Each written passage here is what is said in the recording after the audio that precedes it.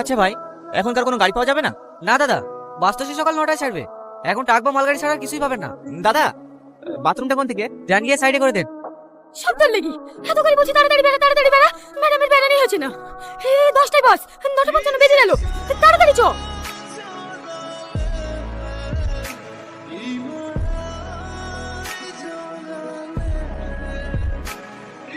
দাদা দাদা দাদা দাদা, ভূত ভূত! আরে আরে, এখানে ভূত কোথায় পাবেন? আমি এক্ষুনি দেখলাম। দাদা, রাত 10টার বাসটা ছেড়ে দিয়েছে। আজকে বাস আসেনি। আরে যা, সেই সকাল 10টা ছাড়া তো আর কোনো গাড়িই নাই। এখন কি করে যাবো? চ ঘড়ি চ, কাল সকালে যাস। আজকেই যেতে হবে, না হলে রিয়াজ যা জেদ, আমি না গেলেও ভিতেই বসবে না। তাহলে কালকে বেরিয়ে যেতে পারতে। আজকে পরীক্ষাটা তুই দিতি। তোর যা পড়াশোনা, বাপ মাই পাঠিয়েছে তাই থাকিস। দেখিলিস, এবার এমন রেজাল্ট করবো না, আমার লেগে কলেজে রিপোর্টার আসবে। পরপর 3 বছর কিভাবে ফেল করলি তাই জিজ্ঞেস করার লাগি। ও ভাই, দাদা দাদা দাদা, বর্ধমান যাবে? না না, বহরমপুর যাবে। এই সালমা, ছেলেটা মনে হচ্ছে বর্ধমান যাবে। দাঁড়া, আমি কথা বলে দেখছি। কোথায় যাবেন আপনি? বর্ধমান। আমার বান্ধবী বর্ধমান যাবে। এখন তো কোনো বাস নেই, কোন একটা মালগাড়ি থেকে দুজন একসাথেই চলে যান। ঠিক আছে। দেখি তাকান। আরে ছুটে কেন? আমার বান্ধবীকে একা ছাড়ছে আপনার সঙ্গে, তখন যদি আর কিছু হয়ে যায় যা, আর কোনো ভয় নাই।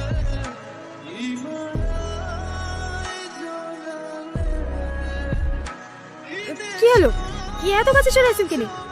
একটু দূরে দূরে বসেন। আর শুনতে বলো না প্লিজ, এবার শুনলে উপরে। ঠিক আছে ঠিক আছে, ওইভাবে বসে থাকেন।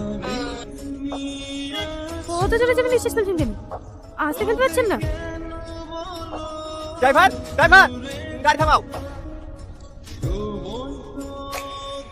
যাও তুমি যাও। দাঁড়ান দাঁড়ান, আপনি যাবেন না? না যাবো না। দেখো তো দাদু, তোমার প্রবলেম হচ্ছে, একটু জোরে নিঃশ্বাস ফেললেও তো এইভাবে যেতে পারবো না। তুমি যাও। না না, আমি একা যাবো না। আপনার উপর ভরসা করে আমার বান্ধবী চলেছে, আপনি উঠে আসেন, আর কিচ্ছু বলবো না। আসলে কি জানেন তো, প্রতিদিন খবরে যেসব ঘটনা দেখছি, এই ছেলেদেরকে এখন বিশ্বাস করতেই ভয় লাগে। আমার উপরে রাগ করে আছেন? না না। তাহলে কথা বলছেন না যে? বলো। কত দূর আসলি? এই দেখো মোর গ্রাম। ঠিকাদার সব টাকা দিতেছে বাবু? হ্যাঁ আপু, 4,80,000 টাকা পাওনা হয়েছিল, আসার সময় 4 লাখ টাকা দিয়েছে। ও, ঠিক আছে বাবু, সাবধানে বাড়ি আয়। আপনার বোনের বিয়ে?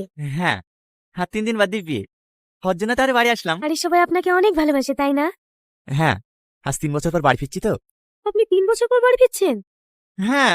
আমি কলকাতায় পড়তে এসে 1 মাস থাকলে বাড়ির জন্য মন খারাপ করে, এসে 2-5 দিন ঘুরে যাই। আর আপনি বিদেশে 3 বছর ছিলেন, বাড়ির জন্য মন খারাপ করে না? আমরা ছেলে, মন খারাপ করলেও কিছু করার থাকে না, সবার মুখে হাসি ফোটানোর জন্যই বিদেশে পড়ে থাকি।